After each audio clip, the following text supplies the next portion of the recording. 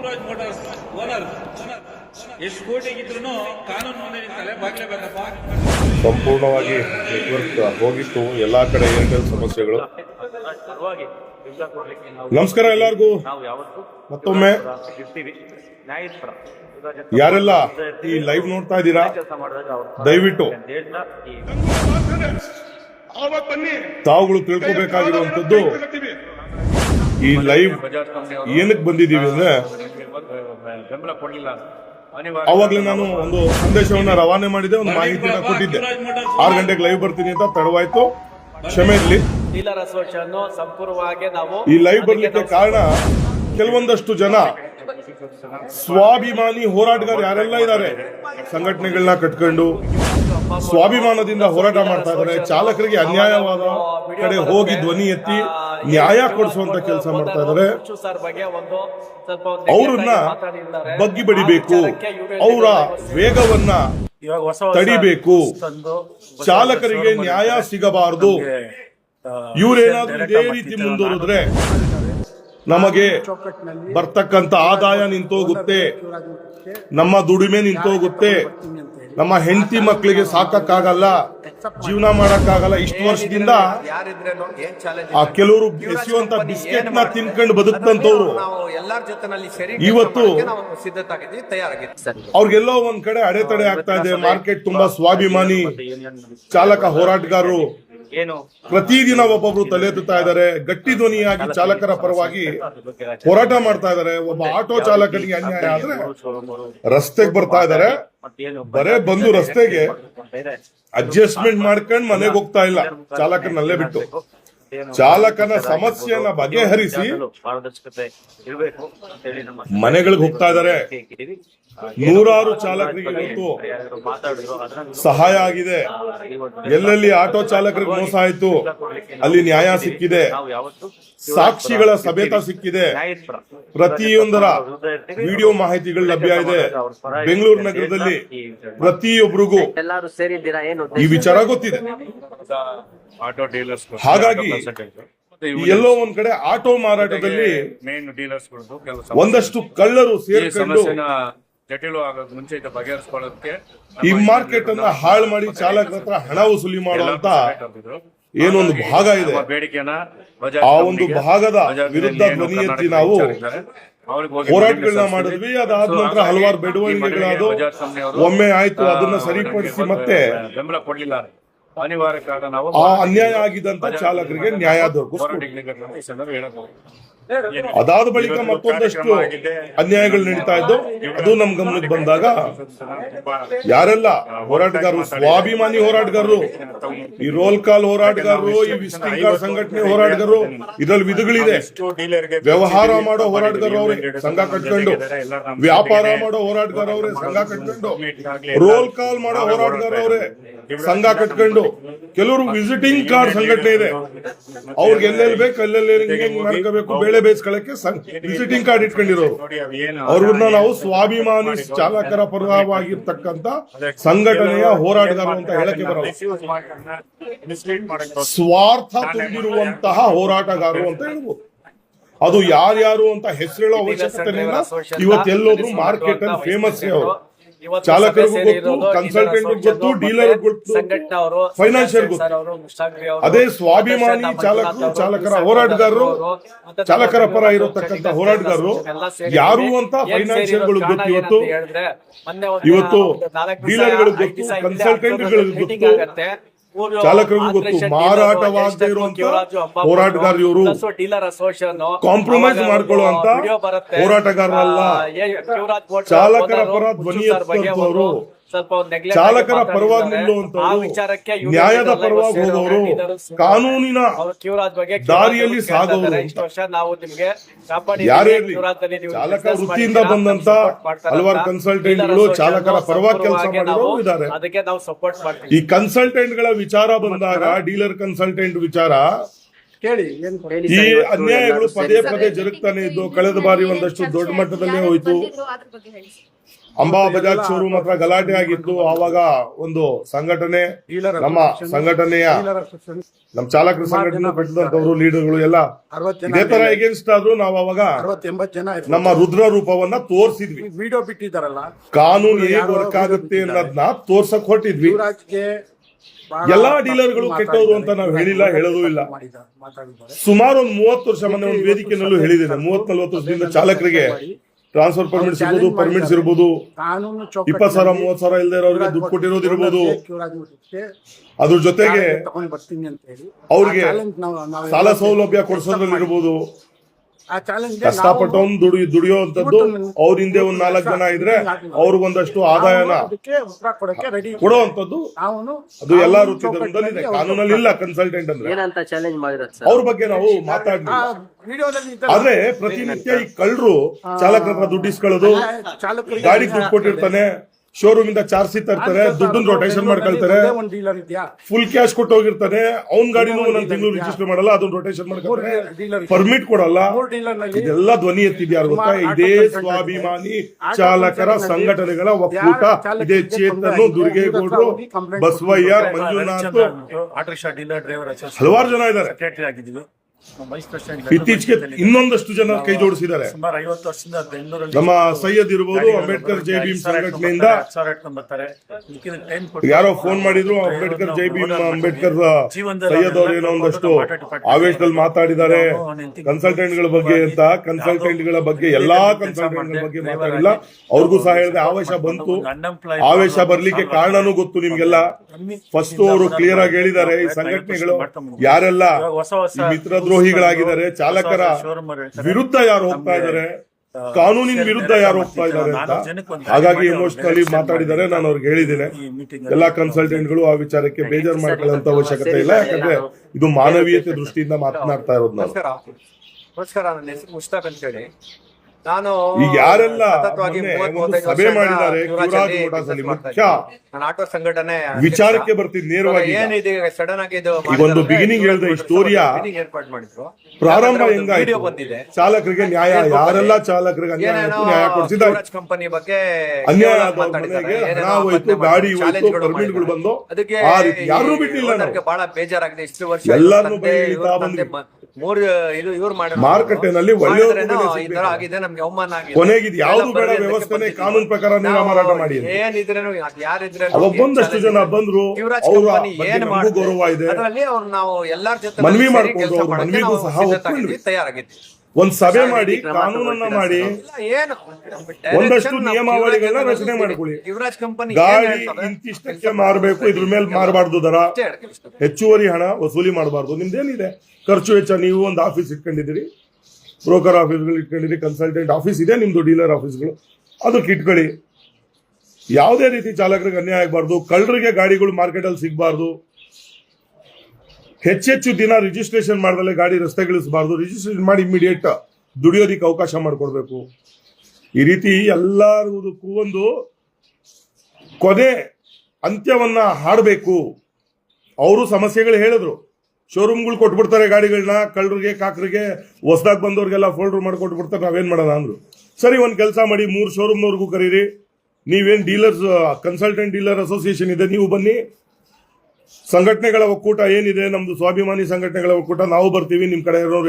ಯಾಕಂದ್ರೆ ಮಾತಾಡೋರು ಇದ್ರೆ, ನಿಮ್ ಚಾಲಕರ ಸಂಘಟನೆಗಳಲ್ಲಿ ಕೆಲವರು ಇದ್ರೆ ಮಾತಾಡುವಂತ ನ್ಯಾಯಯುತವಾದಂತ ಮಾತಾಡೋರು, ಯಾರ್ಗ ಅರ್ಹತೆ ಇದೆ ಅಂತವ್ರನ್ನ ಕರ್ಕೊಳ್ಳಿ ಅಂದ್ವಾ. ಅರ್ಹತೆ ಇಲ್ದಿರೋರ್ನ, ಈ ಮಾರಾಟಕ್ಕಿರೋರ್ನ, ಬ್ಲಾಕ್ ಮೇಲರ್ನ, ವಿಸಿಟಿಂಗ್ ಕಾರ್ಡ್ ಸಂಘಟನೆಗಳನ್ನ ನಮ್ ಚಪ್ಪಲಿ ಬಿಡ್ತೀವಲ್ಲ ಅಲ್ಲಿ ಬಿಟ್ಟಿದೀವಿ ನಾವು. ಓಪನ್ ಆಗಿ ಹೇಳ್ತಾ ಇದೀನಿ, ನಮ್ಮ ಚಪ್ಪಲಿಯಲ್ಲಿ ಬಿಡ್ತೀವಲ್ಲ ಮನೆಯಲ್ಲಿ, ಅಲ್ಲಿ ಬಿಟ್ಟಿದೀವಿ. ನಿಮ್ ತಂಟೆಗೆ ನಾವು ಹೋಗಲ್ಲ, ನಮ್ ತಂಟೆಗೆ ಬರಬಾರ್ದು. ಆದ್ರೆ ಇಷ್ಟು ವರ್ಷ ಏನ್ ರೋಲ್ ಕಾಲ್ ಮಾಡಿ ಚಾಲಕರ ಹೆಸರಲ್ಲಿ ತಿಂದಿದ್ದೀರಿ, ತೇಗಿದ್ದೀರಿ, ಆಸ್ತಿಗಳು ಮಾಡಿದ್ದೀರಿ, ಅನ್ಯಾಯಗಳು ಮಾಡಿದ್ದೀರಿ, ಏನ್ ದೊಂಬರಾಟ ಮಾಡಿದಿರಿ, ನಿಮ್ ಶೋಕಿಗಳು ಮಾಡ್ಕೊಂಡಿದ್ದೀರಿ, ಇವಕ್ಕೆಲ್ಲ ಕಡಿವಾಣ ಹಾಕ್ಲೇಬೇಕು. ನಿಮ್ ದಂಡಿಗೆ, ದಾಳಿಗೆ, ನಿಮ್ ಧಮ್ಕಿಗೆ ಎದುರೋ ಮಕ್ಳು ಯಾರು ಇಲ್ಲ ಇಲ್ಲಿ. ಆ ಕಾಲ ಮುಗ್ದೋಯ್ತು.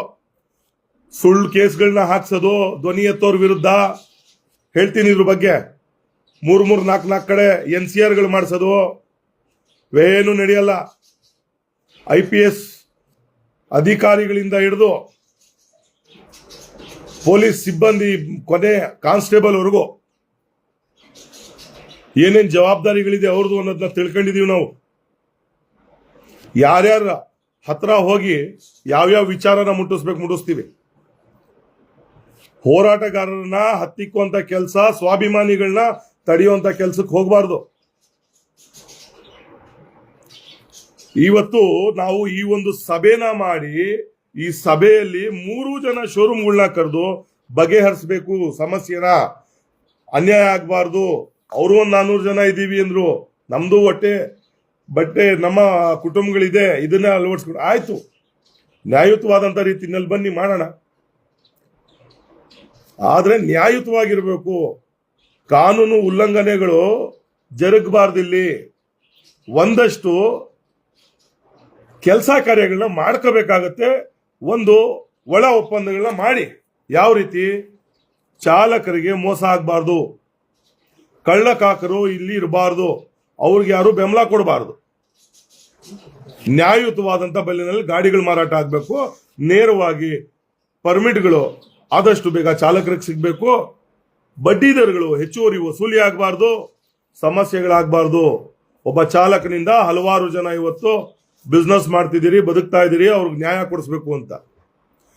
ಒಂದು ಲೆಕ್ಕಾಚಾರಕ್ಕೆ ಇದನ್ನ ಏನು ಕಳ್ಳದಾರಿ ಹೈವೇ ಎಕ್ಸ್ಪ್ರೆಸ್ ಆಗಿತ್ತಲ್ಲ, ಅದನ್ನ ಗುಂಡಿ ಬಿದ್ದಿರೋ ದಾರಿ ಮಾಡ್ಬಿಡ್ವಿ ನಾವು. ಇವತ್ತು ಒಳಗಕ್ಕಾಗ್ತಾ ಇಲ್ಲ, ತಡೆಗಳಿದೆ. ಅದ್ರಲ್ಲಿ ಪ್ರಾಮಾಣಿಕರು ಸಹ ನಮ್ಮ ಜೊತೆ ಸೇರಿದ್ದಾರೆ. ಯಾರೆಲ್ಲ ಕಳ್ಳರು ಅನ್ನೋ ಮಾಹಿತಿ ಕೊಡ್ತವ್ರೆ, ಯಾರೆಲ್ಲ ಸಂಘಟನೆ ಹೆಸರಲ್ಲಿ ಹೋಗಿ RTO ನಲ್ಲಿ ಚಾಲಕರ ಹತ್ರ ಫುಲ್ ದುಡ್ಡು ಇಸ್ಕೊಂಡು RTOಗಳಲ್ಲಿ ದುಡ್ಡು ತಿಂದು ತೇಗ್ತಾ ಇದ್ದಾರೆ. 5 ಮನೆ ಕಟ್ಟಿದ್ದಾರೆ. ಇವತ್ತು ಪಾಸ್ತಿಗಳು ಮಾಡ್ಕೊಂಡವ್ರೆ. ಇವೆಲ್ಲ ಮಾಹಿತಿ ಸಿಕ್ಕಿದೆ. ನಾವು ಸುಮ್ಮನೆ ಇದ್ವಿ. ನಮ್ಗೇನು ವ್ಯವಸ್ಥೆನ ಸರಿಪಡಿಸ್ಬೇಕಷ್ಟೇ. ನಮ್ಮನ್ನ ನಾವು ಯಾರ್ದೋ ಕಾಲು ಎಳೆದು ಉದ್ಧಾರ ಆಗೋದಂಥದ್ದು ಸಮಾಜನ ಉದ್ಧಾರ ಮಾಡಕ್ಕಾಗಲ್ಲ. ಆದ್ರೆ ಸರಿಪಡಿಸೋ ವ್ಯವಸ್ಥೆಗೆ ಅಡ್ಡ ಬರಕ್ ಹೋದ್ರೆ ಆವಾಗ ಪಾಠವನ್ನ ಕಲಿಸ್ತೀವಿ. ಈ ಮೀಟಿಂಗ್ ಆಗ ಕೊಟ್ಟಿಲ್ಲ. 3 ತಿಂಗಳಿಂದ ಈ ಮೀಟಿಂಗ್ ಆಗಿಲ್ಲ. ಯುವರಾಜ್ ಸಂಸ್ಥೆ ಅಡ್ಡಿಪಡಿಸ್ತಾ ಇದೆ ಅಂತ ಕನ್ಸಲ್ಟೆಂಟ್ಗಳು ಹೇಳಿದ್ರು, ಎಲ್ಲರೂ ಹೇಳಿದ್ರು. ಕನ್ಸಲ್ಟೆಂಟ್ಗಳು ಬಾಯಿಲ್ದಾನೆ ಬಂತು. ಆಯ್ತು, ಕೊನೆಗೊಂದು ಹಂತ ಬಂತು. ಒಂದು 2 ವಾರದ ಹಿಂದೆ ಮೀಟಿಂಗ್ ರಚನೆ ಆಗಿದೆ, ಮೀಟಿಂಗ್ ಕಾಲ್ಫರ್ ಆಗಿದೆ, ಅಲ್ಸೂರ್ ಹತ್ರ ಸೇರ್ತಾ ಇದ್ದಾರೆ, ಬನ್ನಿ. ಕೊನೆ ಕ್ಷಣದಲ್ಲಿ ಚಾಲಕ ಸಂಘಟನೆಗಳಿಗೆ ಅವಕಾಶ ಇಲ್ಲ. ಯುವರಾಜ್ ಸಂಸ್ಥೆ ಮಾಲೀಕರು ಒಪ್ತಾ ಇಲ್ಲ. ಯಾರೋ ಅವರು ಪುಷ್ಚಂದ ಯಾರೋ ಇದ್ದಾರೆ, ಒಪ್ತಾ ಇಲ್ಲ. ಸರಿ ಆಯ್ತು, ಎಲ್ಲಾ ಡೀಲರ್ಗಳು ಹೋಗಿದ್ದಾರೆ. 3 ಜನ ಡೀಲರ್ಗಳು ಒಂದು ವೇದಿಕೆಯಲ್ಲಿದ್ದಾರೆ. ಕನ್ಸಲ್ಟೆಂಟ್ ಡೀಲರ್ಗಳು ವೇದಿಕೆಗೆ ಬಂದಿದೆ. 2 ಅವರ್ ಕೂತ್ಕೊಂಡು ಈ ರೂಲ್ಸ್ ರೆಗ್ಯುಲೇಷನ್ ಒಂದಷ್ಟು ಮೋಸ ಆಗದಂಗೆ ತಡೆಯುವಂತ ನಿಯಮಾವಳಿಗಳನ್ನ ಮಾಡ್ಕೊಂಡಿದ್ರೆ ಮಾಡಲಿಲ್ಲ. ಅವತ್ ಕನ್ಸಲ್ಟೆಂಟ್ಗಳು ಸಹ ಬೇಸರ ಪಟ್ಕೊಂಡು ಬಂದ್ರು. ಈ ಸಭೆ ವೇಸ್ಟ್ ಸಭೆ, ಇದ್ಯಾವುದೋ ಪಿತೂರಿ ಮಾಡುವಂತ ಸಭೆ ಇದು ಅಂತ. ಈ ಸಭೆ ಸರಿ ಇಲ್ಲ ಅಂತಾನೆ ಹೇಳಿದ್ರು. ಅದಾದ್ಮೇಲೆ ಕನ್ನಡ ರಾಜ್ಯೋತ್ಸವ ಆಯ್ತು, ಅದ್ದೂರಿಯಾಗಿ ಯಶಸ್ವಿಯಾದಂತ ನಮ್ಮ ಚಾಲಕರ ಉತ್ಸವ. ಅದಾದ್ಮೇಲೆ ಬೇರೆಯವ್ರಿಗೆಲ್ಲ ಒಂದಷ್ಟು ಕಣ್ಣಿಗೆ ಖಾರದ ಪುಡಿ ಹಾಕ್ತಂಗಾಯ್ತು. ಏನಪ್ಪ ಇವರು ಹೋದ ವರ್ಷ ಮಾಡಿದ್ರು, ಈ ವರ್ಷ ಬಿಟ್ಬಿಡ್ತಾರೆ ಅನ್ಕೊಂಡ್ವಿ. ಹೋದ ವರ್ಷ 5 ಆಟೋ 6 ಆಟೋ ಕೊಟ್ಟಿದ್ರು, ಡೌನ್ ಪೇಮೆಂಟ್ಗಳು ಮಾಡಿ 50,000 ಡೌನ್ ಪೇಮೆಂಟ್ ಮಾಡಿ ಲಕ್ಕಿ ಡಿಪ್ ಮಾಡಿ. ಈ ವರ್ಷ 10 ಕೊಟ್ರು. ಇದೇ ವೇದಿಕೆನಲ್ಲಿ ಈ ವರ್ಷ ಪ್ರಾಮಿಸ್ ಮಾಡಿದೀನಿ, ಹೋದ ವರ್ಷ ಪ್ರಾಮಿಸ್ ಮಾಡಿದ್ದೆ 5 ರಿಂದ 10 ಕೊಡ್ತೀವಿ ನೆಕ್ಸ್ಟ್ ವರ್ಷ ಅಂತ. ಈ ವರ್ಷ ಹೇಳಿದೀವಿ. ಮುಂದಿನ ವರ್ಷ ಈ ರಾಜ್ಯೋತ್ಸವ, ಈ ಚಾಲಕರ ಉತ್ಸವ ಇದೇ ರೀತಿ ಬೆಳಿಬೇಕು.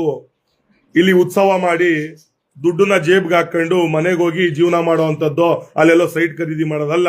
ಚಾಲಕರಿಗೆ ತಲುಪಬೇಕಿದು. ಯಾವುದೋ ಒಂದು ಮಾರ್ಗದಲ್ಲಿ ಬಂದು ಚಾಲಕರಿಗೆ ತಲುಪಬೇಕು, ಸಹಾಯ ಆಗ್ಬೇಕು ಅಂತ. ಈ ವರ್ಷ ವೇದಿಕೆಯಲ್ಲಿ ಹೇಳಿದೆ, ಈ ವರ್ಷ 10 ಆಟೋ ಕೊಟ್ಟಿದ್ದೀವಿ, ಮುಂದಿನ ವರ್ಷ 20 ಕೊಡ್ತೇವೆ ಅಂತ. ಎಲ್ಲೋ ಒಂದ್ ಕಡೆ ಒಳ್ಳೇದಾಗಬಾರ್ದು ಸಮಾಜಕ್ಕೆ ಅಂತ ಬಯಸುವಂತ ಕೆಲವೊಂದು ಶಕ್ತಿಗಳು ಇವತ್ತೇನ್ ಮಾಡ್ತಾ ಇದಾವೆ, ಸಭೆ ಮಾಡಿದಾರ ಮೊನ್ನೆ ಕಿವರಾಜಲ್ಲಿ ಸೇರ್ಕೊಂಡು. ಈ ಕೊನೆಗೆ ಅವತ್ತೇನಾಯ್ತು, 2 ವಾರದ ಹಿಂದೆ ಒಂದು ಸಭೆ. ಈ ಸಭೆನಲ್ಲಿ ಕಿವರಾಜ್ ಮಾಲೀಕರು ಭಾಷಣ ಮಾಡ್ಬೇಕಾದ್ರೆ ಹೇಳಿದ್ರು, ಆಡಿಯೋ ರೆಕಾರ್ಡಿಂಗ್ ಇದೆ ನನ್ನ ಹತ್ರ. ನಾವು ವ್ಯಾಪಾರ ಯಾರು ಮಾಡ್ತಾ ಇದಾರೆ ನಮ್ಮ ಜೊತೆ, ಅವ್ರ ಜೊತೆ ಮಾತ್ರ ನಾವು ಕೂತ್ಕೊಂಡು ಮಾತಾಡ್ತಾ ಇರೋದು. ನಾವು ಸಂಘ ಸಂಘಟನೆಗಳಿಗೆ ಸಭೆ ಕೊಡಕ್ಕಾಗಲ್ಲ, ಯಾಕಂದ್ರೆ ಅವ್ರು ನಮ್ಮ ಹತ್ರ ವ್ಯಾಪಾರ ಮಾಡ್ತಾ ಇಲ್ಲ. ಒಂದಷ್ಟು ಪರ್ಮಿಟ್ಗಳು ಅದೇ ವೇದಿಕೆನಲ್ಲಿ ಹೇಳ್ಬಿಟ್ರು. ಪರ್ಮಿಟ್ಗಳು 1 ಲಕ್ಷ ಪರ್ಮಿಟ್ ತರಲಿಕ್ಕೆ ಎಷ್ಟು ಕಷ್ಟಪಟ್ಟಿದ್ವಿ ನಾವು. ಅಂದ್ರೆ ಕ್ಯೂರಾಜ್ ಸಂಸ್ಥೆ, ಇದರಿಂದೇನು ಕ್ಯೂರಾಜ್ ಸಂಸ್ಥೆ ಅಂತಾನೆ ಹೇಳ್ಕೊಂಡು ವಿಡಿಯೋ ಮಾಡಿದಂತ ಸಾಕ್ಷಿಗಳಿದೆ. ಕ್ಯೂರಾಜ್ ಸಂಸ್ಥೆಯವರು 1 ಲಕ್ಷ ಪರ್ಮಿಟ್ ತಂದು ಕೊಟ್ಟಿದ್ದಾರೆ ಅಂತ. ಅದನ್ನೇ ಮತ್ತೆ ಕ್ಯೂರಾಜ್ ಸಂಸ್ಥೆಯವರೇ ಹೇಳ್ಕೊಂಡ್ರು.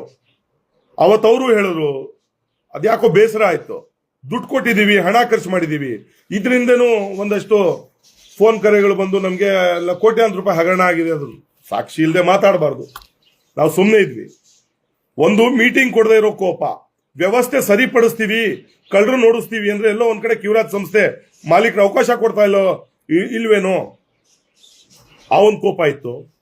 ಆಮೇಲೆ ಎಲ್ಲಿ ಯಾವಾಗ ಇವರು ಪರ್ಮಿಟ್ಗಳ ವಿಚಾರದಲ್ಲಿ ಹೇಳಿದ್ರು ನಮ್ಗೆ ಇನ್ನೂ ಕೋಪ ಬಂತು. ನಮ್ ದುರ್ಗೇಗೌಡರು ಲೈವ್ ಅಲ್ಲಿ ಇದ್ರು, ನಾನು ಆಚೆ ಕಡೆ ಬಂದು ನಾನು ಕೂತ್ಕೊಂಡು ಹೇಳಿದೆ, ಎಷ್ಟು ಕೋಟಿ ಯಾರೋ ಹೇಳಿದ್ರು ಫೋನ್ ಮಾಡಿ, ಅವರೆಲ್ಲ ಯಾವ ಲೆಕ್ಕಕ್ಕೆ ಬೇಕಾದ್ರೂ ಮಾಡ್ತಾರಂತೆ, ನೀವು ಕಾನೂನು ಪ್ರಕಾರ ಏನಾದ್ರು ಚಾರ್ಜಿಗಳು ಇಳಿಸಿದ್ರೆ ಇನ್ಫ್ಲೂಯೆನ್ಸ್ ಮಾಡ್ತಾರಂತೆ ವೇದಿಕೆಯಲ್ಲೇ ಹೇಳಿದ್ರು. ಇದೆ, ನನ್ನ ಹತ್ರ ರೆಕಾರ್ಡಿಂಗ್ ಇದೆ. ವೇದಿಕೆಯಲ್ಲೇ ಹೇಳಿದ್ರು ಅವರು. ಎಲ್ಲಾರು ಫೋನ್ಗಳನ್ನ ಜಪ್ತಿ ಮಾಡಿ ಮೀಟಿಂಗ್ ಮಾಡಿದೀವಿ 150 ಜನ ಕುಂಡಿಸ್ಕೊಂಡು. ಹಾಗಾಗಿ ನಾವು ಲೈವ್ ಮಾಡಿ ಹೇಳಿದ್ವಿ, ವಿಜಯ್ ಮಲ್ಯನೇ ಉಳಿಲಿಲ್ಲ, ಮುಖ್ಯಮಂತ್ರಿ ಆಗಿದ್ರು ಯಡಿಯೂರಪ್ಪ ಕಾಪಾಡ್ಕೊಳಕ್ಕಾಗ್ಲಿಲ್ಲ, ಜೈಲ್ಗೆ ಹೋಗ್ಲೇಬೇಕಾಯ್ತು. ಇನ್ಯಾರು ಇವರೆಲ್ಲ? ಕಾನೂನಿಗೆಲ್ಲ ತಲೆ ಬಾಗ್ಬೇಕಾಗುತ್ತೆ. ವಿಚಾರಗಳು ತಿಳಿದಿರ್ಲಿ. ಕಾನೂನು ಎಲ್ಲರಿಗೂ ಒಂದೇ. ಕಾನೂನು ತೋರ್ಸಿದ್ರೆ ನಂತರ ಆ 400 ಜನದ ಕುಟುಂಬನೂ ಬೀದಿಗೆ ಬರುತ್ತೆ. ಅದನ್ನ ಕಾಪಾಡ್ಕೊಳ್ಳಿ. ಒಂದ್ ವ್ಯವಸ್ಥೆಗೆ ಬನ್ನಿ, ಒಂದ್ ನಿಯಮನ ಜಾರಿಗೆ ತನ್ನಿ ಅಂತ ಕೇಳಿದ್ದು. ನಮ್ಮ ಅಪ್ಪನ್ಗೆ ಆಸ್ತಿ ಬರ್ಕೊಡಿ, ನನ್ನ ಮನೆಗೆ ಆಸ್ತಿ ಬರ್ಕೊಡಿ, ಅಲ್ಲಿ ಹೋರಾಟ ಮಾಡ್ತಾರಲ್ಲ ಅವ್ರಿಗೆ 50 ಸಾವಿರ ದುಡ್ಡು ಕೊಡಿ ಅಂತ ಹೇಳಿರ್ಲಿಲ್ಲ. ಏನ್ ಕೊಡ್ತಿರಲ್ಲ ಆ ಎನ್ವಲಪ್ಗೆ ಹಾಕಿ ಅಲ್ಲಿ ಬಂದಂತವ್ರಿಗೆಲ್ಲ ಮೊನ್ನೆ ಮೀಟಿಂಗ್ ಮಾಡಿದ್ದು ಕೊಟ್ರಲ್ಲ 20-25 ಸಾವಿರ. ಯಾರೋ ಹೇಳಿದ್ ನಮ್ಗೆ, ಯಾರ್ಯಾರು ಕೊಟ್ಕೊಂಡ್ರು ನಮ್ಗೆ ಗೊತ್ತಿಲ್ಲ. ಅಂತದಕ್ಕೆಲ್ಲ ದುಡ್ಡು ಕೇಳಿಲ್ಲ ಇವತ್ತವರೆಗೂ. ಬೆಂಗಳೂರು ನಗರದಲ್ಲಿ ಯಾವತ್ತಿಂದ 2 ವರ್ಷದಿಂದ ಸ್ವಾಭಿಮಾನಿ ಚಾಲಕರ ಸಂಘಟನೆಗಳ ಒಕ್ಕೂಟ ಇರ್ಬೋದು, ಯಾರೆಲ್ಲ ಸ್ವಾಭಿಮಾನಿಗಳಾಗಿ ಬಂದು ಕೆಲಸ ಮಾಡ್ತಾ ಇದಾರೆ ಅವ್ರಿಗೊಂದು ಒಳ್ಳೆ ಹೆಸರಿದೆ. ಇವತ್ತು ಹೋಗಿ ಕೇಳ್ಕೊಂಡ್ ಬನ್ನಿ. 10 ರೂಪಾಯಿ ಫ್ರೀಯಾಗಿ ಕೊಡಕ್ ಬಂದ್ರು ಬೇಡ, ಇಟ್ಕೊಳ್ಳಿ ಅಂತಾರೆ. ಕೇವಲ ಕಾರ್ಯಕ್ರಮ ನಡೆದಾಗ ನಿಮ್ ಕೈಲಿ ಏನಾಗುತ್ತೆ ಸಹಾಯ ಮಾಡಿ ಅಂತಾರೆ ಅಷ್ಟೇ. ಇವತ್ತೊಂದಷ್ಟು ಜನ ಲೀಡರ್ಗಳು ಮೊನ್ನೆ ಹೋಗ್ಬಿಟ್ಟು ನಾವು ಆ ಲೈವ್ ಮಾಡಿದ್ವಿ. ಆ ಲೈವ್ ಆದ್ಮೇಲೆ 2 ವಾರ ಮುಗ್ದಿದೆ. ಅದ್ರ ಮಧ್ಯೆ ಇನ್ನೊಂದು ಘಟನೆ ನಡೆಯುತ್ತೆ. ನಾವು ಆ ಲೈವ್ ಅಲ್ಲಿ ಕ್ಲಿಯರ್ ಆಗಿ ಹೇಳ್ತೀವಿ, ಅಕ್ರಮ ನಡೆದಿದ್ರೆ ಸುಮ್ಮನೆ ಸರ್ಕಾರದ ಮೇಲೂ ಆರೋಪ ಮಾಡಬಾರ್ದು, ಅಧಿಕಾರಿಗಳ ಮೇಲೂ ಆರೋಪ ಮಾಡಬಾರ್ದು. ಈ ಒಂದು ಪರ್ಮಿಟ್ಗಳು 1 ಲಕ್ಷ ಕೊಟ್ಟಿರುವಂತದ್ದು ಒಂದು ಸಮಿತಿ ರಚನೆ ಆಗಿತ್ತು. ಆ ಸಮಿತಿ ಶಿಫಾರಸು ಚಾಲಕರ ಸಂಘಟನೆಗಳು ಲೆಟರ್ಗಳು ಕೊಟ್ಟು DC ಅವರು ಆದೇಶ ಮಾಡಿದಾಗ ಯಾರ್ಯಾರು ಏನೇನು ಅಭಿಪ್ರಾಯ ವ್ಯಕ್ತಪಡಿಸಿದ್ರು, ಯಾಕೆ ಪರ್ಮಿಟ್ ಕೊಟ್ಟಿದ್ದಾರೆ ಅಂತ ಇದೆ. ಸರ್ಕಾರ 1 ಲಕ್ಷ ಪರ್ಮಿಟ್ ಕೊಟ್ಟಿದ್ದು. ಕ್ಯೂರಾಜ್ ಸಂಸ್ಥೆ ನಾನ್ ತಗೊಂಬಂದೆ, ನಾನ್ ಕಷ್ಟಪಟ್ಟೆ, ನಾವು ದುಡ್ಡು ಖರ್ಚು ಮಾಡಿದ್ವಿ. ಯಾರಿಗೆ ಖರ್ಚು ಮಾಡಿದಿರಿ? ದುಡ್ಡು ಏನಕ್ಕೆ ಖರ್ಚು ಮಾಡಬೇಕು? ಯಾರು ಕೊಟ್ರಿ? ಜಿಲ್ಲಾಧಿಕಾರಿ ಕೊಟ್ರಾ? ಯಾಕೆಂದ್ರೆ ಪರ್ಮಿಟ್ ಅಲ್ಲಿ ಯಾರ್ಯಾರು ಇರ್ತಾರೆ ಕೇಳ್ತೀನಿ. ಶಿಫಾರಸ್ ಸಮಿತಿ ಕೊಟ್ರಾ? RTO ಇಲಾಖೆ ಕೊಟ್ರಾ? RTO commissioner ಕೊಟ್ರಾ? ಸಾರಿಗೆ ಸಚಿವರು ಕೊಟ್ಟಿದ್ದೀರಾ? ಇಲ್ಲ ಸಿದ್ದರಾಮಯ್ಯ ಅವರು ಕೊಟ್ಟಿದ್ದೀರಾ? ದುಡ್ಡು ಏನಕ್ಕೆ ಬೇಕು? ನಿನ್ನೆ ವಿಡಿಯೋ ಮಾಡಿದ್ರಲ್ಲಿ ಒಂದ್ರಲ್ಲಿ ಇದೆ, ಸಂಘಟನೆಗಳು ಕೊಟ್ಟಿದ್ದೀರಾ? ನಮ್ಗೆ ಗೊತ್ತು, ಯಾರ್ಯಾರಿಗೆಲ್ಲ ಎಷ್ಟೆಷ್ಟು ಕೊಟ್ಟಿದ್ದೀರಿ ಅದು ಗೊತ್ತು. ಅದಕ್ಕೊಂದು ಯುದ್ಧನೂ ನಡೆದಿತ್ತು. ಈಗ ಹೇಳ್ತೀನಿ ಅದನ್ನು.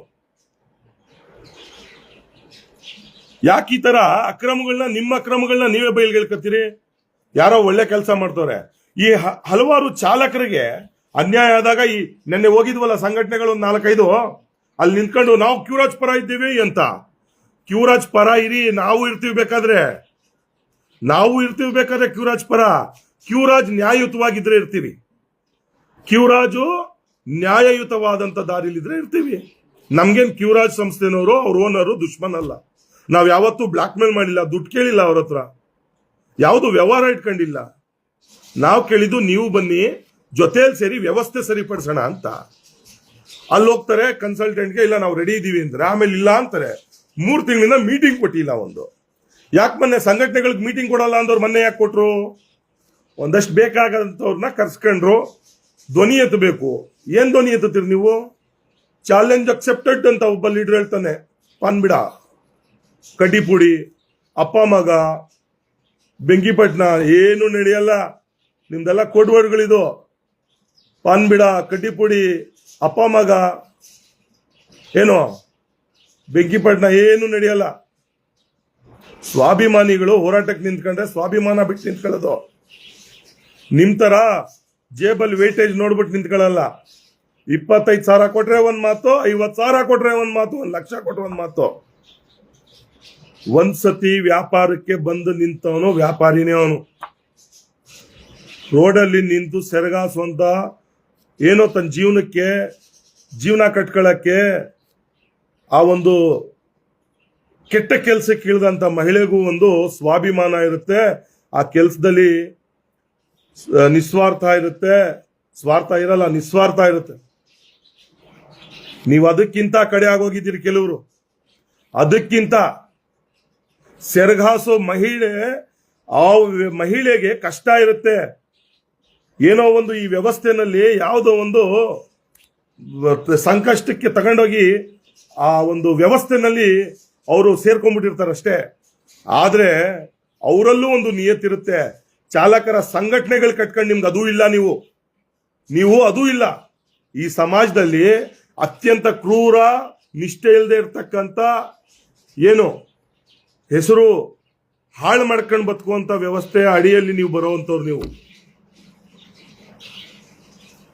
ನೀವು ಮೊನ್ನೆ ಹೋಗ್ಬಿಟ್ಟು ಕ್ಯೂರಾಜ್ ಮಾಲೀಕರಿಗೆ ಕಾಲಲ್ಲಿರೋದನ್ನ ಕೈಗೆ ತಗೊಂಡು ಉತ್ತರ ಕೊಡ್ಬೇಕಾಗತ್ತೆ ಅಂತ. ಕ್ಯೂರಾಜ್ ಮಾಲೀಕರಿಗೆ ತಗೋತೀನಿ ಅಂತ ಹೇಳಿಲ್ಲ. ಈ ಶುದ್ಧ ಐತೆ ವಿಡಿಯೋ.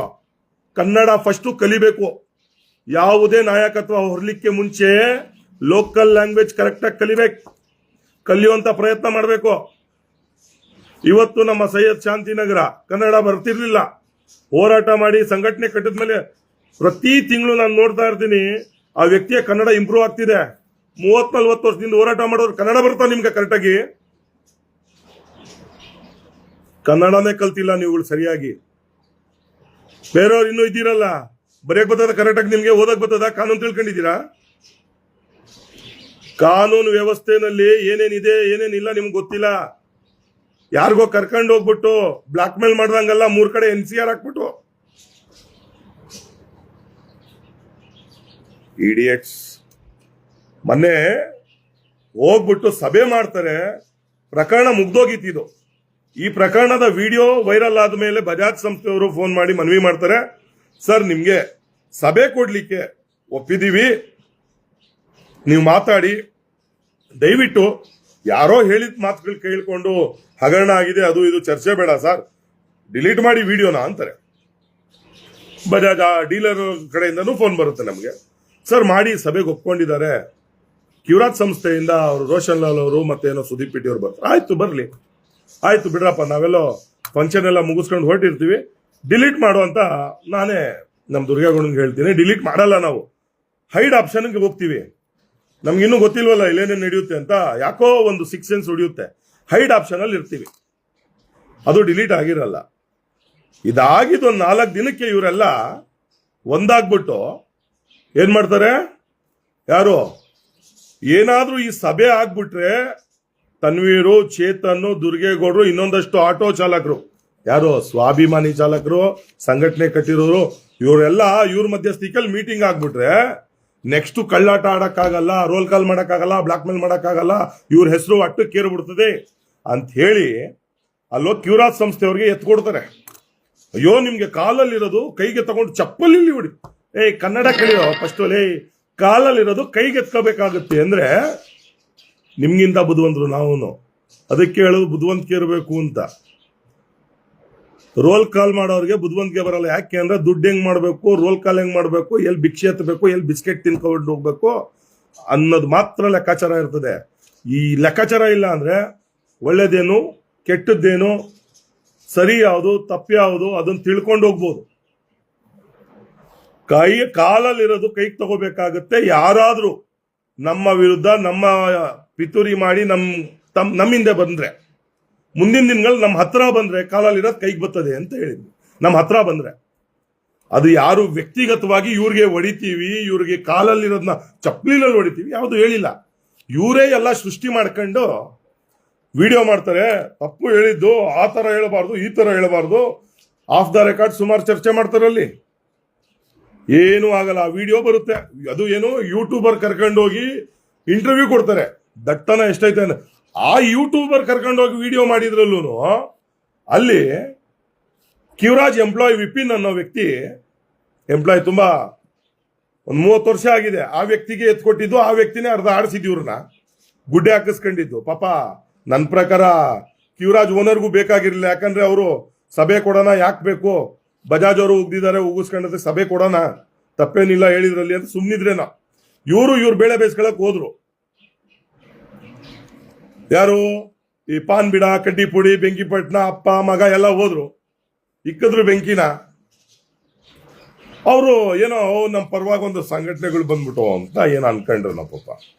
ಆ ವಿಪಿನ್ ಹೇಳ್ಬೇಕಾದ್ರೆ ತಿರ್ಗಾ ಸಂಘಟನೆಗಳನ್ನ ಕರ್ಕೊಂಡೋಗಿ ನಾವು ಕಷ್ಟಪಟ್ಟು ಕೆಲಸ ಮಾಡಿ ಹಣ ಖರ್ಚು ಮಾಡಿದ್ದೀವಿ ಅನ್ನುವಂಥ ಸ್ಟೇಟ್ಮೆಂಟು ಮೀಡಿಯಾದಲ್ಲೇ ಕೊಟ್ಟರು. ಪರ್ಮಿಟ್ ತರಕ್ಕೆ ಹಣ ತಿರ್ಗಾ ಕೊಟ್ರಿ. ಅಲ್ಲಿಗೆ ನೀವು ಗಾಂಪರ ಗುಂಪು ನಮ್ಮಲ್ಲಿ ಒಂದಿತ್ತು ಪಾಠ, ತುಂಬಾ ಅದ್ಭುತವಾದಂತ ಪಾಠ, ಗಾಂಪರ ಗುಂಪು ಅಂತ. ಅದಕ್ಕಿಂತ ನೀವು ಒಂದು ತತ ಮಾಡ್ತಾ ಇರೋದು, ನಮ್ಮನ್ನ ವಿರೋಧ ಮಾಡಿ ನಮ್ಮ ವಿರುದ್ಧ ನಮ್ಮನ್ನ ಬಲಿ ಉಯ್ಬೇಕು, ನಮ್ಮನ್ನ ಏನೋ ಈ ಮಾರ್ಕೆಟ್ ಇಂದ ತೆಗೆದು ಆಚೆ ಬಿಸಾಕ್ಬೇಕು, ಇಲ್ಲಾಂದ್ರೆ ಇವ್ರ ಹೋರಾಟಗಳನ್ನ ಹತ್ತಿಕ್ಬೇಕು ಅಂತ. ಅದಕ್ಕೆ ಒಳ್ಳೆಯವ್ರಿಗೆ ಯಾವತ್ತೂ ಕೆಡಕನ್ನ ಬಯಸಕ್ ಹೋಗ್ಬಾರ್ದು. ಒಳ್ಳೆಯವ್ರಿಗೆ ಏನಾದ್ರು ಕೆಡಕನ್ನ ಬಯಸಕ್ ಹೋದ್ರೆ ನಿಮಗ್ ನೀವೇ ಬಲಿ ಹಾಕತ್ತೀರಿ. ಆ ವಿಡಿಯೋದಲ್ಲಿ ನೀವೇ ಹೇಳ್ಬಿಟ್ರಿ. ತಿರ್ಗಾ ಅದು ಏನು ಎಂಪ್ಲಾಯ್, ಈ ರೆಕಾರ್ಡ್ ಒಂದ್ ಕಡೆ ನಾನು ಸ್ಟೇಟ್ಮೆಂಟ್ ಎಲ್ಲಿ ಇಡ್ಬೇಕು ಇಡ್ತೀನಿ, ಅದಾದ್ಮೇಲೆ ಹೇಳ್ತೀನಿ ನಾನು. ಆಮೇಲೆ ನೀವೆಲ್ಲ ಏನೇನು ಹೇಳಿದ್ರಲ್ಲ, ಕನ್ಸಲ್ಟೆಂಟ್ಗಳಿಗೂ ನ್ಯಾಯ ಸಿಗ್ಲಿ ಅನ್ನೋ ನಿಟ್ಟಿನಲ್ಲೇ ಕೆಲಸ ಮಾಡಿದ್ದು ಮಾನವೀಯತೆ ದೃಷ್ಟಿಯಿಂದ. ನಾವು ಕನ್ಸಲ್ಟೆಂಟ್ ವಿರುದ್ಧ ಯಾವತ್ತೂ ನಾವು ಹೋಗಿಲ್ಲ, ಒಳ್ಳೆಯವ್ರ ವಿರುದ್ಧ ಅಂತೂ ಹೋಗಿಲ್ಲ. ಕೆಟ್ಟವ್ರ ವಿರುದ್ಧ ಧ್ವನಿಯೆಲ್ಲ ಯುದ್ಧ ಸಾರಕ್ಕೂ ರೆಡಿ ಇದ್ವಿ. ಶಿವಾಜಿನಗರಕ್ಕೂ ಇಳಿದಿದ್ವಿ. ರಾತ್ರಿ 11 ಗಂಟೆನಲ್ಲಿ ಹೋಗಿ ಅಲ್ಲಿ ಏನೇನು ನಡೀತು ಘಟನೆ ಗೊತ್ತು. ಏನ್ ನೀವು ನಾನೆಲ್ಲಾ ಚಾಲಕರಲ್ಲೂ ಮನವಿ ಮಾಡೋದು, ಮೊನ್ನೆ ವಿಡಿಯೋ ಯೂಟ್ಯೂಬ್ ವಿಡಿಯೋ ನೋಡಿದ್ರಲ್ಲ, ಅದೀಗ ಹೈಡ್ ಮಾಡ್ಬಿಟ್ಟವ್ರೆ. ನೆನ್ನೆ ಅವ್ರದೇ ಬುಡಕ್ ಬೆಂಕಿ ಬೀಳೋ ಅಂತದ್ದು ಸುಮಾರು ಇತ್ತದ್ರಲ್ಲಿ, ಅದಕ್ಕೆ ಡಿಲೀಟ್ ಮಾಡಿದ್ರು, ಹೈಡ್ ಮಾಡೋರೋ ಗೊತ್ತಿಲ್ಲ. ಆದ್ರೆ ಡೌನ್ಲೋಡ್ ಮಾಡಿ ನಾವಿಟ್ಟಿದ್ದೀವಿ, ನಾವೇ ಅಪ್ಲೋಡ್ ಮಾಡ್ತೀವಿ ಆ ವಿಡಿಯೋನ. ಈಗ ವಿಡಿಯೋ ಮಾಡಿ ಏನು ಲೈವ್ ಮಾಡಿದ್ರು ದುರ್ಗೇಗೌಡರು, ತನ್ವೀರು, ಆ ಲೈವ್ ನ ತೋರ್ಸವ್ರೆ. ಕಿವರಾಜ್ ಮಠ ಸೋನಾರ್ ಅಂತ ನಮ್ ದುರ್ಗೇಗೌಡ ಹೇಳಿರೋದು, ನಾನು ಕಾಲಲ್ಲಿರೋದ್ ಕೈಗೆ ಬರುತ್ತೆ ಅಂದಿರೋದು. ಮಿಕ್ಕಿದ್ ಯಾವ್ದು ತೋರ್ಸಕ್ ದಮ್ ಇಲ್ಲ ಇವ್ರಿಗೆ, ಬರೇ ಕಾಲಲ್ಲಿರೋದ್ ಕೈಗೆ ಬರುತ್ತೆ ಅಂದಿದ್ದಕ್ಕೆ ಹೇಳ್ಬಿಟ್ರು. ಯಾರೋ ಒಬ್ರು, ಇನ್ನೊಬ್ರು ಅಳೊಬ್ರು, ಯಾರೋ ನಮ್ಮ ರೋಲ್ ಕಾಲ್ ರಾಜಣ್ಣನ ದೊಡ್ಡಣ್ಣನೋ ಯಾರೋ ಇರ್ಬೇಕು, ಕಡಿಪುಡಿ, ಏನು ತುಂಬಾ ಕೆಟ್ಟದಾಗ ಹೇಳಿದ್ದಾರೆ, ನಾವು ಕಿವರಾಜ್ ಪರ ನಿಂತ್ಕೋತೀವಿ ಅಂತ. ಅದ್ಯಾವುದೋ ಇವ್ರದೇ ಒಂದು ಜಗಳ ಆಗೈತೆ ಕಿವರಾಜಲ್ಲಿ, ಯಾರೋ ಒಬ್ರು ಕೂತ್ಕೊಂಡು ಬೈತವ್ರೆ. ಅದಕ್ಕೆ ಯಾವ ನ್ಯಾಯ ಹಿಡಿದ್ರಿ, ಯಾವ್ದೊಂದು ಕೇಳಿದ್ರಿ? ಆ ವಿಡಿಯೋನು ಕಳಿಸ್ಕೊಡ್ತೀವಿ. ಯಾವುದೋ ನಿಮ್ಮ ಕನ್ಸಲ್ಟೆಂಟ್ ಗ್ರೂಪ್ಗಳಲ್ಲೇ ಓಡಾಡಿದ ವಿಡಿಯೋ ಬಂದಿದೆ ನಮಗೆ. ಕೆಟ್ಟದಾಗಿಲ್ಲ ಪದ ಬಯಲಿಸ್ತಿದ್ದೀರಿ. ಕಾನೂನು ಕ್ರಮ ತಗೊಳ್ಳಿ, ಅದಕ್ಕೆ ಹೋರಾಟ ಮಾಡಿ, ಅದಕ್ಕೆ ನ್ಯಾಯ ನಿಮಗ್ ನೀವು ಕೊಡಿಸ್ಕೊಳ್ಳಿ ಫಸ್ಟು. ಬೇರೆಯವ್ರಿಗೇನು ಜೈಕಾರ ಕರಿತೀರಿ ದುಡ್ಡು ಇಸ್ಕೊಂಡಲ್ಲಿ?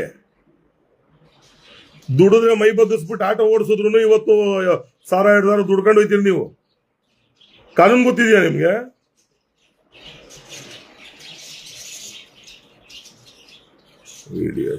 ಇನ್ನು ನೀವು IPC ಸೆಕ್ಷನ್ಗಳು ಸರಿಯಾಗಿ ಓದಿಲ್ಲ ನೀವು. ಅದು ಮುಗ್ದಾಯ್ತು. BNSS ಆಕ್ಟ್ ಇರೋದು ತಗೊಂಬಂದು ಓದಿ ಏನೇನ್ ಮಾಡ್ತಿದ್ದೀರಿ ನೀವು. ನಿಮ್ಮ ಅಕ್ರಮ, ನಿಮ್ಮ ಮಾತುಗಳಿಗೆ ಏನೇನು ಎಲ್ಲೆಲ್ಲಿ ಕಾನೂನು ತಕ್ಕ ಪಾಠ ಕಲಿಸ್ಬೇಕು ಅಂತ ಗೊತ್ತಾಯ್ತು ನನಗೆ. ಧಮಕಿ ಹಾಕೋದಲ್ಲ. ಕಿವರಾಜ್ ಸಂಸ್ಥೆಗೆ ನೀವು ಸಪೋರ್ಟ್ ಮಾಡಿ, ನಾನು ಮಾಡ್ತೀನಿ, ಒಳ್ಳೇದಕ್ಕೆ ಮಾಡಿ. ಯಾಕೆ ಆ ಸಪೋರ್ಟ್ ಮಾಡಕ್ಕೆ ಮೀಟಿಂಗ್ ಹೋದ್ರಲ್ಲ, ಅವತ್ತು ವಾಲೇಕರ್ಗೆ ಅನ್ಯಾಯ ಆಯ್ತು. ಒಬ್ಬ ಬಡ ಚಾಲಕನಿಗೆ ಯಾರೋ 2,80,000 ಹೊತ್ಕೊಂಡು ಹೋಗಿದ್ದ. ಅವನಿಗಿದೆ ಪಾಪ. ಕೆಲವರು ಬಡಪಾಯಿ ಬೇರೆ ಪ್ರಾಮಾಣಿಕ ಕನ್ಸಲ್ಟೆಂಟ್ಗಳು ದುಡ್ಡು ಹಾಕ್ಬಿಟ್ಟು ಅವತ್ತು ಸಮಸ್ಯೆ. ಯಾಕೆ ಅದಕ್ಕೆ ಬಾಯಿ ಬರ್ಲಿಲ್ವಾ ನಿಮ್ಗೆ? ನಿಮ್ ಬಾಯಿಗಳಿಗೆ, ನಿಮ್ ನಾಲ್ಗೆಗೆಲ್ಲ ಲಕ್ವ ಹೊಡೆದಿತ್ತ ಅವತ್ತು? ಇವತ್ತು ಹೋಗಿದ್ದೀರಲ್ಲ. ಚಾಲಕರ ಪರ ಹೋರಾಟಗಾರರಂತೆ, ಸಂಘಟನೆ ನಾಯಕರಂತೆ, ನಾಚಿಕೆ ಮಾನ ಮರ್ಯಾದೆ ಇಲ್ದಿರೋರು ನೀವೆಲ್ಲ. ತಿನ್ನೋ ಅನ್ನಕ್ಕೆ ನಿಯತ್ತಿರ್ಲಿ. ತಿನ್ನೋ ಅನ್ನ ನೀವು ಇವತ್ತು ಚಾಲಕರು ಕೊಡ್ತಿದ್, ಚಾಲಕರಿಂದ ಪಡ್ಕೊಂಡಿರ್ತಕ್ಕಂಥ ಭಿಕ್ಷೆ, ಹಾಕಿರೋ ಬಟ್ಟೆ ಇದೆಯಲ್ಲ, ಈ ಚಾಲಕರು ಕೊಟ್ಟಿರ್ತಕ್ಕಂಥ ಕೊಡುಗೆ ನಿಮ್ಗೆ. ಚಾಲಕರ ಪರವಾಗಿ ನಿಂತಿದ್ರೆ ಪ್ರಾಮಾಣಿಕವಾಗಿ ನಿಂತ್ಕೊಳ್ಳಿ. ಮೊನ್ನೆ ಆಯ್ತಲ್ಲ ಗಲಾಟೆ, ಧ್ವನಿ ಎತ್ತಬೇಕಿತ್ತು, ಯಾಕೆ ಧ್ವನಿ ಎತ್ತಿಲ್ಲ? ಆವತ್ತೇನಾದ್ರು ಲಕ್ವ ಹೊಡೆದಿತ್ತ ನಿಮ್ ನಾಲ್ಕೆಗಳಿಗೆ, ನಿಮ್ ಬಾಯಿಗಳಿಗೆ ಏನಾದ್ರು ಬಿದ್ದಿತ್ತಾ? ಬೆಸ್ಗೆ ಹಾಕಿರ, ಯಾರೋ ವೆಲ್ಡ್ ಮಾಡಿದ್ರ? ಚಾಲಕರ ಪರ ಹೋರಾಟ ಮಾಡ್ತೀವಿ, ಸಭೆ ಕೊಡಿ ಅಂತ ಕೇಳಿದ್ದು ಸಂಘಟನೆಗಳು, ಅದಕ್ಕೆ ಸಂಘಟನೆಗಳ ವಿರುದ್ಧ ನಿಂತ್ಕೋತಾರಂತೆ. ಶೋರೂಮ್ ಪರ ಜೈ ಅಂತಾರಂತೆ. ಚಾಲಕರೇ ಗಮನಿಸಿ, ಶೋರೂಮ್ ಪರ ನಿಂತ್ಕೋತಾರಂತೆ. ಅಲ್ಲಿ ಮೀಟಿಂಗ್ ಹೋದಾಗ ಒಂದು 50-60 ಜನ ಕನ್ಸಲ್ಟೆಂಟ್ ಮೀಟಿಂಗ್ ಕರೆದವ್ರೆ, ಇವ್ರು ಬರ್ತವ್ರೆ ಮಹಾನ್ ಭಾವರುಗಳು ಅಂತ ಗೊತ್ತಿಲ್ಲ ಅವ್ರಿಗೆ. ಕನ್ಸಲ್ಟೆಂಟ್ಗಳು ಹೋಯ್ತಾ ಇರ್ಲಿಲ್ವಂತೆ, ಹೋಗಿದ್ದಾರೆ. ಹೋದ್ಮೇಲೆ ಫ್ರಂಟ್ ಲೈನಲ್ಲಿ ಕುಂತಿರ್ತಕ್ಕಂಥ ಮಹಾನ್ ಭಾವರಿಗೆ ನನ್ನ ಹತ್ರ ಫೋನ್ ಮಾಡಿ ಹೇಳಿರೋದು, ರೆಕಾರ್ಡಿಂಗ್ಗಳು ಸಾಕ್ಷಿ ಸಮೇತ ಇಟ್ಟಿದ್ದೀನಿ. ಇವತ್ತು ಮಾರ್ಕೆಟ್ ಅಲ್ಲಿ ಚರ್ಚೆ ಹೆಂಗ್ ನಡೆಯುತ್ತೆ ಅಂತ. ಹಿಂದೆಗಡೆ ಕುಂತಿರ್ತಕ್ಕಂಥ ಕನ್ಸಲ್ಟೆಂಟ್ಗಳು ಚರ್ಚೆ ಏನ್ ಗೊತ್ತಾ? ನೋಡೋ, ಅವ್ನಿಗೆ ಒಂದು 25,000 ಹಾಕತ್ತಾನೆ ಇವನು, ಇವತ್ತು ಅವನೊಂದು 40,000 ಹಾಕಿರ್ತಾನೆ, ಅವನೊಂದು 60-70,000 ಹಾಕೊಳ್ಳೋ ಗಿರಾಕಿ, ಅವನಿಗಂತೂ 1,00,000 ಬೇಕೇ ಬೇಕು. ಎಲ್ಲ ಇವತ್ತು ಒಳ್ಳೆ ದುಡ್ಡು ಹಾಕೊಳಕ್ ಬಂದವ್ರೆ ಕಣ. ಒಂದ್ 6 ಹತ್ತಾರೆ ಹಾಕ್ತಾರೆ, ದುಡ್ಡು ಮಾಡ್ಕೊತಾರೆ, ಹೋಯ್ತಾರೆ. ಯಾಕೆಂದ್ರೆ ಇದೇ ವಿಚಾರನ ಕಿವರಾಜ್ ಎಂಪ್ಲಾಯೀಸ್ ಯಾವತ್ತೂ ಒಂದಿನ ಹೇಳಿದ್ರಂತೆ. ಅದನ್ನ ನಾನು ಕಿವಿಯಾರ ಕೇಳಿಸ್ಕೊಂಡಿದ್ದೆ ದೂರದಿಂದ. ಇನ್ನೊಬ್ರು ನಮ್ಮ ಸ್ನೇಹಿತರು ಕೇಳಿಸಿದ್ರು. ಏನ್ ಬರ್ತಾರೆ, ಬಿಸ್ಕೆಟ್ ಹಾಕ್ಬೇಕು, ನಾಯಿಗೆ ಬಿಸ್ಕೆಟ್ ಹಾಕ್ತಿವಲ್ಲ, 5,000 ಅವ್ರ ಪಾಡ್ದವ್ರು ಮುದ್ರಕೊಂಡು ಇರ್ತಾರೆ ಅಂತ. ಅದೇ ಜೀವನ ಆಗೋಗಿದ್ದಿದ್ದು. ಇವೆಲ್ಲ ನಡೆಯಲ್ಲ. ನಿಮ್ ಬೇಳೆಗಳು ಬೇಯಿಸ್ಕೋಬೇಕು, ಬೇಯಿಸ್ಕೊಳ್ತಾ ಇರಿ. ಹತ್ತಿಕ್ಕೋ ಕೆಲಸ ಮಾಡಕ್ಕಾಗಲ್ಲ ನಿಮ್ ಕೈಲಿ. ನೀವೇನೇನ್ ಮಾತಾಡಿದ್ರಿ, ರೆಕಾರ್ಡಿಂಗ್ ಕಳ್ಸಿರೋದು ಯಾರು ಅಲ್ಲ, ಕನ್ಸಲ್ಟೆಂಟ್ಗಳೇ. ಕನ್ಸಲ್ಟೆಂಟ್ಗಳು ನಿಮ್ ಪರವಾಗಿಲ್ಲ. ನೀವ್ ಯಾರು, ಏನು, ನಿಮ್ಮ ಅಸ್ತಿತ್ವ ಏನು, ನಿಮ್ ಭವಿಷ್ಯ ಏನು, ನೀವೇನಿದ್ದೀರಿ, ನಿಮ್ ಬಾಳೇನು ಅನ್ನೋದು ಗೊತ್ತು ಅವ್ರಿಗೆ. ನಿಮ್ಮ ಬಾಳೇನು, ನಿಮ್ ಜೀವನ ಏನು ಅನ್ನೋದು ಗೊತ್ತು. ನಾವೇನು ಅನ್ನೋದು ಗೊತ್ತು. ಯಾವುದೋ ಒಂದು ಗಲಾಟೆನಲ್ಲಿ ಯಾರೋ ಫೈನಾನ್ಷಿಯರ್ ಜೊತೆ ಚಾಲಕರ ವಿವಾದದಲ್ಲಿ 5 ನಿಮಿಷದಲ್ಲಿ ಒಂದು ಸಮಸ್ಯೆನ ಬಗೆಹರಿಸಿದ್ವಿ. ಆ ಫೈನಾನ್ಷಿಯರ್ 5 ಲಕ್ಷ ಕೊಡಕ್ಕೂ ರೆಡಿ ಇದ್ರ ಅವತ್ತು. ಅವ್ರು ಕೇಳಿದ್ರು ಬಾಯ್ ಬಿಟ್ಟು, ಸರ್ ಸಮಸ್ಯೆ ಬಗೆಹರಿದಿದೆ, ಇಂಥ ತಪ್ಪು ಮುಂದೆ ನಡೀಬಾರ್ದು ಅಷ್ಟೇ ಹೇಳ್ ಕಳ್ಸಿದ್ವಿ. ಇವತ್ತು ಅವರು 10 ಜನಕ್ಕೆ ಹೇಳ್ಕೊಂಡು ತಿರುಗ್ತಾರೆ. ಆ ರೀತಿ ಪ್ರಾಮಾಣಿಕವಾಗಿ ಬದುಕಿ, ದೇವರೆಲ್ಲೋ ಒಂದ್ ಕಡೆ ನಿಮಗ್ ಕೊಡ್ತಾನೆ. ನಿಮ್ದೇನು ನಡೆಯಲ್ಲ ನಮ್ಮ ಹತ್ರ. ಇದೇ ವಿಚಾರವಾಗಿ ನೀವೆಲ್ಲ ಏನೇನ್ ಮಾಡಿದಿರಿ ಸಾಕ್ಷಿ ಸಮೇತ ಬಿಡಿ ಅಂದ್ರೆ ಒಂದೊಂದೇ ಬಿಡ್ತೀವಿ, ಕೇಳ್ಕೊಳ್ಳಿ. ಎಕ್ಸಾಂಪಲ್ಗೆ, ಹಳೆ ಒಂದಷ್ಟು ಆಟೋಗಳಿಗೆ ಪರ್ಮಿಟ್ ಕೊಟ್ಟಿಲ್ಲ. ಆ ಒಂದು ಪರ್ಮಿಟ್ 2019 ನಂತರ ಬಂದಂತ ಆಟೋಗಳಿಗೆ ಬೇರೆ, 19 ಹಿಂದೆ ಇರುವಂತ ಆಟೋಗಳಿಗೆ ಪರ್ಮಿಟ್ಗಳು ಇಲ್ಲದ ಕಾರಣ ಮನವಿ ಮಾಡಿ ಆ ಪರ್ಮಿಟ್ ಕೊಡಿಸ್ಬೇಕು ಅಂತ ತೀರ್ಮಾನ ತಗೊಂಡಿದ್ವಿ. ಆ ಪರ್ಮಿಟ್ ಕೊಡ್ಸಕ್ ನಾವು ಮಿನಿಸ್ಟರ್ಗೂ ಪತ್ರ ಬರೆದಿದೀವಿ, ಎಲ್ಲಾ ವ್ಯವಸ್ಥೆ ಮಾಡ್ತಿದೀವಿ. ಅದ್ರ ಮಧ್ಯೆ ಅಪ್ಪ ಮಗ ಅವರಲ್ಲ ಇಬ್ರು ಹಳೇ ಲೀಡ್ರು, ನಮ್ಮ ಏನು ಭವಿಷ್ಯದ ನಾಯಕರಾಗ್ತಾರೆ ಅಂತ ಬೆಳ್ಕೊಂಡ್ ಬಂದವರು, ಅಪ್ಪ ಮತ್ತೆ ಮಗ ಇಬ್ರು ಬೆಳಬೆಳಿಗ್ಗೆ ಫೈನಾನ್ಷಿಯರ್ಸ್ ಹತ್ರ ಹೊಂಟೋದ್ರು.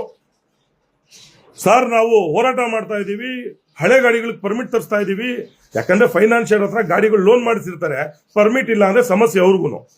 ದಯವಿಟ್ಟು ಈ ಹೋರಾಟಕ್ಕೆ ಬೆಂಬಲವಾಗಿ ನಿಂತ್ಕೊಂಡು ದುಡ್ಡು ಕೊಡಬೇಕು ಅಂತ.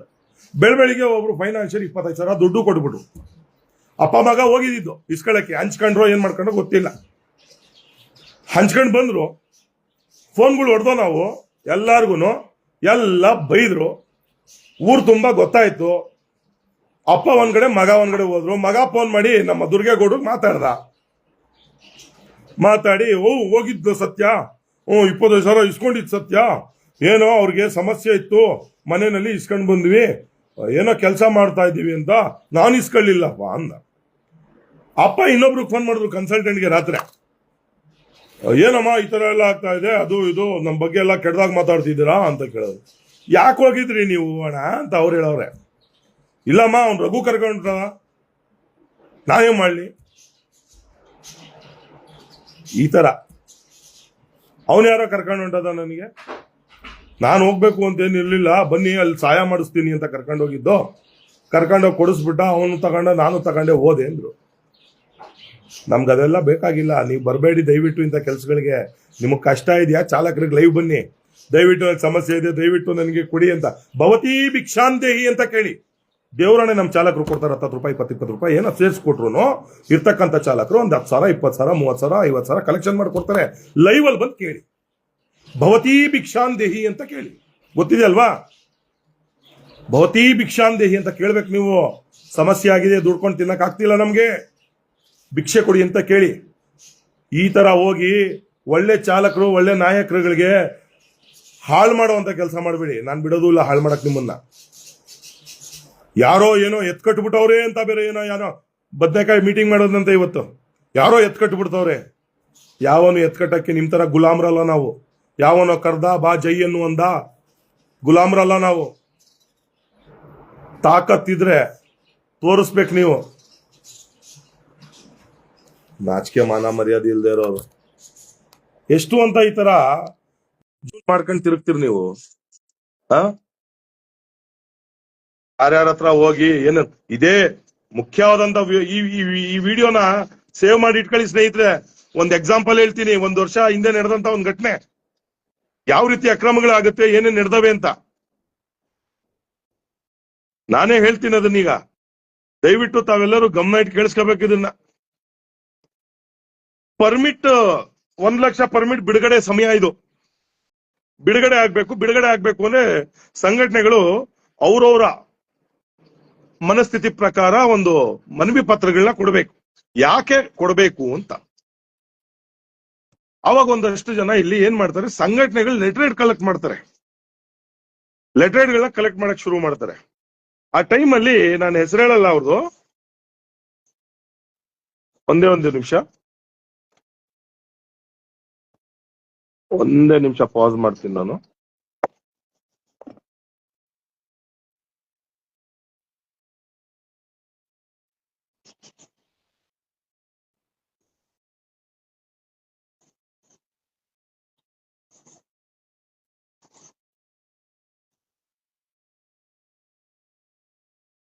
ಅವ್ರು ಕೇಳ್ಕೊಬಿಡ್ತೀನಿ ಅವ್ರ ಹೆಸರು ತಗೊಳ್ಳ ಬೇಡವಾ ಅಂತ.